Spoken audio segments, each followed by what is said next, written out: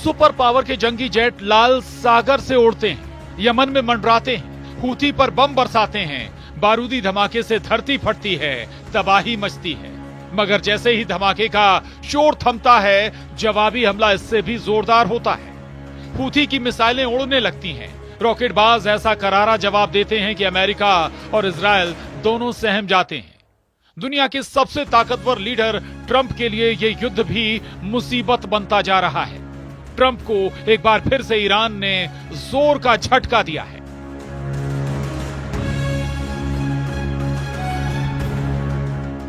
एक तरफ America Iran समर्थक हूथी लड़ाकों पर बमबारी रोक नहीं रहा, दूसरी तरफ ईरान की बर्बादी का प्लान सुनकर ईरान युद्ध के मूड में आ गया है। यूएस एयरफोर्स ने ईरान पर एटमी प्रोग्राम को लेकर डील का प्रेशर बनाने के लिए हूथी लड़ाकों पर हमले जारी रखे हुए हैं। अमेरिकी सेना की सेंट्रल कमांड ने यमन की राजधानी सना पर हवाई हमले का वीडियो रिलीज किया है। मीडिया रिपोर्ट्स के मुताबिक अमेरिकी हमले में 69 लड़ाके मारे गए। ट्रंप ने नेतन्याहू से मुलाकात में साफ किया है कि ईरान अब बेहद खतरनाक हो चुका है। अगर ईरान ने एटमी डील नहीं की तो हालात परमाणु युद्ध तक के बन सकते हैं, जिसके बाद ईरान ही नहीं खाड़ी के कई मुल्क खाक में मिल सकते हैं।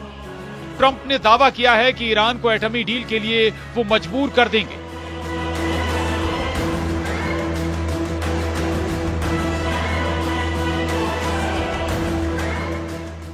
जिसे ट्रंप एटमी बम वर्षक के धमाके दिखा रहे थे, जिसे ट्रंप जंगी बेड़े भेजकर डरा रहे थे, ट्रंप ने जिसे धरती से मिटा देने की धौंस जमाई, उसी ईरान ने सुपर पावर से सीधी टक्कर लेने का ऐलान कर दिया है।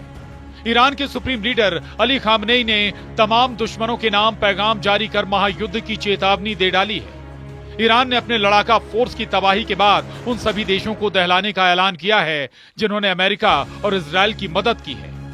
अली खामनेई का दिमाग गर्म है। व्हाइट हाउस में नेतन्याहू और ट्रंप की मुलाकात का वीडियो सामने आने के बाद खामनेई का खून खौल गया है। ट्रंप नेतन्याहू की सीक्रेट मीटिंग की डिटेल ने ईरान को युद्ध के लिए भड़का दिया है। नेतन्याहू के साथ मुलाकात के दौरान ट्रंप ने एक ऐसी बात कह दी जिससे बातचीत के बजाय युद्ध का माहौल बन गया है।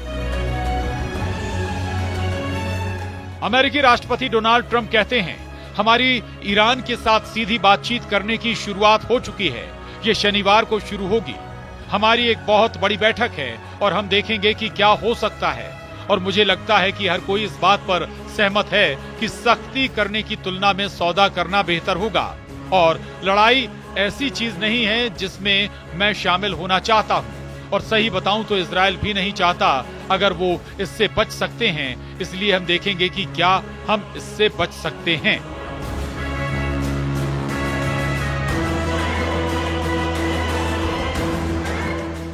दरअसल ट्रंप ने क्लियर कट कहा है कि ईरान को किसी भी कीमत पर एटम बम नहीं बनाने दिए जाएंगे, जबकि ईरान है कि परमाणु हथियारों के कारखाने बंद नहीं कर रहा। ईरान न्यूक्लियर प्रोग्राम पर ट्रंप से बातचीत के लिए भी अपनी शर्तों पर तैयार हुआ है।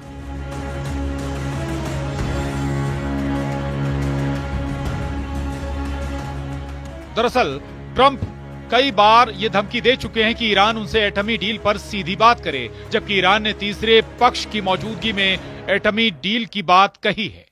ईरान ने अमेरिका को ओमान में परमाणु प्रोग्राम पर बातचीत के लिए भी बुला लिया है, लेकिन खामनेई एटमी प्रोग्राम को बंद करने के बिल्कुल भी मूड में नहीं है। ईरान के विदेश मंत्री सईद अब्बास अरागची ने ट्रंप को दो टूक लहजे में मैसेज दिया है कि ईरान का परमाणु कार्यक्रम शांति के लिए है, जिसे जारी रखा जाएगा। तो फिर ओमान में होने जा रही अमेरिका ईरान की मीटिंग में क्या होगा, जिसके लिए दोनों देशों ने हामी भरी है। ईरान के विदेश मंत्री ने सोशल प्लेटफॉर्म पर मैसेज देकर कहा है कि गेंद ट्रंप के पाले में है। तय उन्हें करना है कि युद्ध होगा या फिर शांति बहाली होगी। वही ईरान के अचानक आक्रामक रुख अपनाने की वजह यमन में अमेरिका को मिली नाकामी मानी जा रही है। 15 मार्च से अमेरिका ने यमन में हूथी लड़ाकों पर बमबारी शुरू की।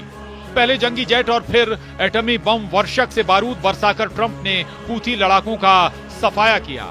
हालांकि 3 हफ्ते से ज्यादा चले हमले में अमेरिका को हासिल कुछ नहीं हुआ। हूथी लड़ाकों ने जवाबी हमलों में अमेरिका इजराइल को दहला रखा है। लाल सागर में अब भी अमेरिका के जहाज सलामत नहीं है। हूथी की मिसाइलों ने इजरायल और अमेरिका के ड्रोन और मिसाइलों को तबाह कर डाला है। जबकि हूथी से लड़ाई में अमेरिका के $1 अरब से ज्यादा रकम अभी तक बर्बाद हो चुकी है। वहीं अमेरिका ने हूथी के खिलाफ ऑपरेशन में अपने 6 परमाणु बम, वर्षक और 2 जंगी बेड़े लगा रखे हैं। तो वहीं अमेरिका दावा कर रहा है कि अब तक हूथी के 80 टॉप कमांडर मारे जा चुके हैं।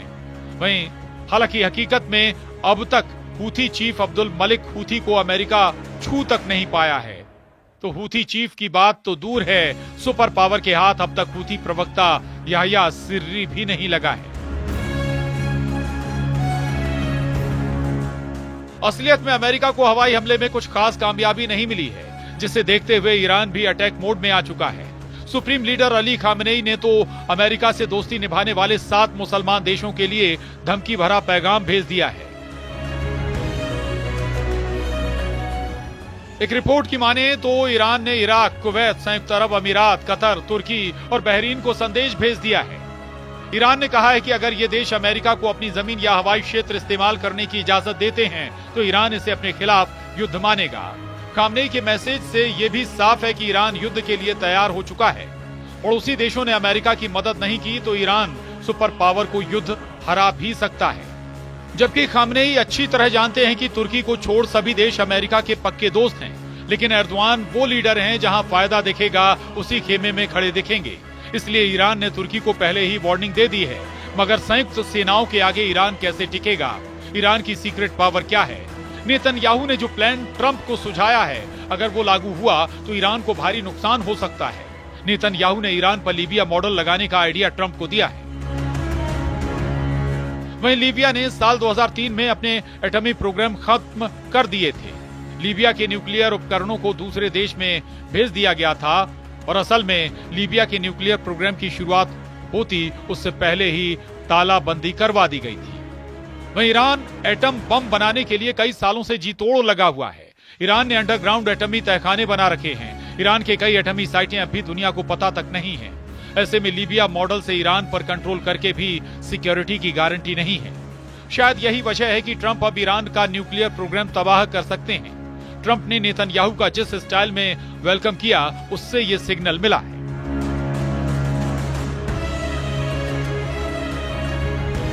जबकि व्हाइट हाउस में जब नेतन्याहू की अगवानी करने ट्रंप पहुंचे थे तो उन्होंने अपना मुक्का दिखाया था, जिसे दुश्मनों को कुचल डालने का ट्रंप स्टाइल कहा जा रहा है। ट्रंप गाजा का हाल दिखाकर ईरान को सरेंडर करने को कह रहे हैं। ट्रंप ने दावा किया है कि गाजा युद्ध किसी भी दिन खत्म हो सकता है।